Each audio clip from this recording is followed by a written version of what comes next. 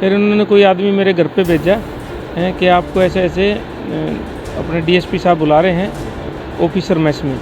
मैं गया तो उन्होंने ये जो डिमांड आप बोल रहे हो डिमांड की 50 लाख रुपए की। दोबारा बोले आप क्या हुआ? माँ जी ना मेरे पास नहीं है पैसे इतने। तो बोले नहीं नहीं वो जो है ना आप पुलिस वाले जो है ना ऐसे ही मांग लेते हैं, आप इसको 2 से भाग कर देते। माँ जी 2 से भाग में भी मेरे पास नहीं है। डिमांड हमारे से डायरेक्ट की थी अपने जो डीएसपी अशोक है ना उन्होंने।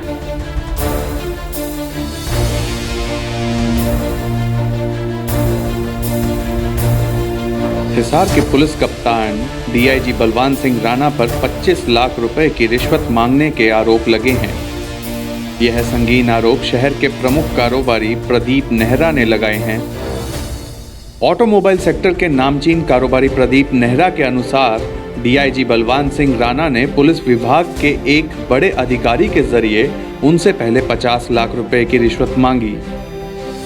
जब उन्होंने पैसे नहीं दिए तो दोबारा से उनके पास संदेशा भिजवाया गया कि डीआईजी 25 लाख लेने के लिए भी तैयार हैं। आइए आपको सुनवाते हैं प्रदीप नेहरा इस बारे में क्या बताते हैं। ब्रीफ तो ये है कि हमारा कोई केस करवाने के लिए हमने इनको वो किया था अपने सदर थाना में, तो उसमें 4 महीने इन्होंने लगा दिए लेकिन कोई भी इन्होंने प्रगति नहीं दी। फिर उन्होंने कोई आदमी मेरे घर पे भेजा है कि आपको ऐसे ऐसे अपने डीएसपी साहब बुला रहे हैं ऑफिसर मैस में। मैं गया तो उन्होंने ये जो डिमांड आप बोल रहे हो डिमांड की 50 लाख रुपए की। मैं हाथ जोड़ के उठ के आ गया। उसके बाद फिर ये दोबारा इन्होंने मैसेज भिजवाया कि जी आप आओ और एक बार सर दोबारा बुला रहे हैं। दोबारा बोले आप क्या हुआ? माँ जी ना मेरे पास नहीं है पैसे इतने। तो बोले नहीं नहीं वो जो है ना आप पुलिस वाले जो है ना ऐसे ही मांग लेते हैं, आप इसको 2 से भाग कर देते। माँ जी 2 से भाग में भी मेरे पास नहीं है। तो मैं उठ के आ गया। उसके बाद इन्होंने क्या किया, जैसे पहले मैंने सदर थाना में दी, उन्होंने घुमाया। उसके बाद उन्होंने लीगल ओपिनियन के लिए लिखा तो एसपी ने उसको बुलाया इंस्पेक्टर को कि भाई तू कौन होता है लीगल ओपिनियन करने वाला, ये वो।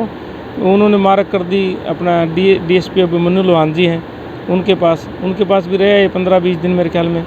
उसके बाद फिर मेरे को पता लगा कि जी आपकी तो इकोनॉमी सेल में चलेगी। इकोनॉमी सेल में गई तो मैं फिर वहाँ पे गया। वहाँ पे जाके उन्होंने अपना उसके बाद ये जो मैं आपको बता रहा हूँ ये वहाँ पे घटना घट गई। केस क्या था, मतलब किस मामले केस तो ये जो हम कोई प्लांट लगा रहे हैं ना उसके ऊपर कोई मिक्सिंग का केस था, रॉ मटेरियल मिक्सिंग का। हाँ तो अभी आपने कोई फॉर्मल कंप्लेंट वगैरह? फॉर्मल कंप्लेंट अभी देंगे आज, लेकिन ये जो अपना 3-4 बजे तक ना कोई हमारे घर में कोई मेहमान आना है, उसके बाद ये कार्रवाई करेंगे। आपसे डायरेक्ट डिमांड किसने की थी? डिमांड हमारे से डायरेक्ट की थी अपने जो डीएसपी अशोक है ना उन्होंने। तो इसमें उन्होंने डीआईजी का नाम लेकर ही? बिल्कुल। बाकी जो आपको जो लेटेस्ट आप पूछना चाह रहे हो आत्महत्या वाली, अब ये जो 3 लड़के थे और आज से करीब 2 साल पहले ये मेरे कर्मचारी थे। इन्होंने क्या किया, स्पेयर पार्ट में चोरी कर ली और चोरी करके वो चोरी पकड़ में आ गई। तो मैंने इनका पीछा करके सारा इनकी एफआईआर दर्ज करवाई। तो यहाँ पे जो इनका आईटी सेल है, तो जैसे आप बैंक में जाओगे, अगर आप बैंक से जैसे पैसे निकालोगे अपने आईडी पासवर्ड होता है, उस आईडी से पैसा निकलेगा तो आप फंसोगे देर सवेर। ऐसे ही हमारा स्पेयर पार्ट में भी है, आईडी से ही आपका एंटर होएगा, स्पेयर पार्ट आएगा इन और आईडी से ही आउट होगा। तो इन्होंने घर का राज बना के 33 लाख रुपए का काम कर दिया। उसके बाद मैं इनके पीछे पड़ के मैंने इनकी हाई कोर्ट तक मैंने लड़ाई लड़ी और मैंने इनकी ज़मानत कैंसिल करवाई सबकी। इनमें से एक आदमी बोला जी जो है ना मेरा 2 लाख रुपए ले लो और मेरे को ज़मानत दे दो। तो जज साहब को हमारा जो एडवोकेट है मिस्टर उसका नाम है सुरेंद्र, तो उन्होंने कहा कि जी जो है ना हमें पैसा नहीं चाहिए, आप इसको रिकॉर्ड पे ले आओ। तो जज साहब ने वो रिकॉर्ड पे ले आए कि 2 लाख रुपए देने के लिए एग्री थे, लेकिन अपोजिट पार्टी ने मना कर दिया। उसके बाद ये 2 साल से अपना वर्कशॉप चला रहे थे या नहीं चला रहे थे मेरे को तो नहीं पता कुछ भी, लेकिन मेरे जब ये एम्प्लॉयज़ थे तब भी और आज तक भी, अभी 2 साल से तो मिले ही नहीं। तो उसमें अपना 2 साल तक इसने जो कहाँ रहा क्या किया, लेकिन मेरे को तो परसों रात को ही पता लगा कि जी वो ऐसे आपके खिलाफ़ एफआईआर होगी। तो मैंने कहा भी बोला जी आपका अपना पक्ष बताओ। मैं कभी ये एसपी ये मेरे से पैसे मांग रहा था, इस बात की जल्दीबाजी कर रहा है। तो ना तो ये क्या है कि डेड बॉडी का कल दाह संस्कार हुआ है? तो मेरी एफआईआर तो इन्होंने बहुत जल्दी कर दी, लेकिन जो एफआईआर मैं करवाना चाह रहा था सबूत के आधार पे, उसमें 4 महीने में भी नहीं किया, उसमें इनको पैसे चाहिए थे।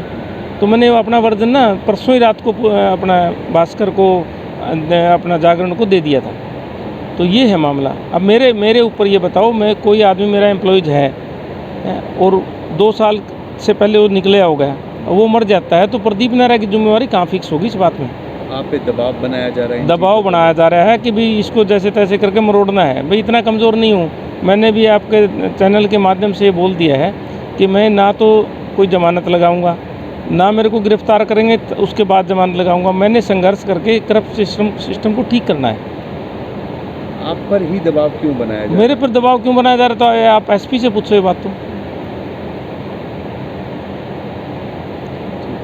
वहीं डीआईजी बलवान सिंह राणा का कहना है कि प्रदीप नेहरा के 3 मामले थे। एक मामले में कार्रवाई हुई थी जिसमें आरोपी दिनेश ने सुसाइड कर लिया है। इसके अलावा 2 शिकायत थी, एक तो ऑटोमोबाइल एजेंसी वापस लेने और दूसरा प्लांट लगाने को लेकर लेन देन संबंधित थी।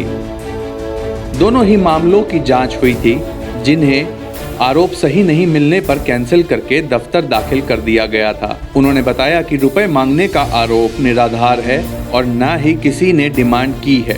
न जाने किस मंशा से गलत आरोप लगाया गया है।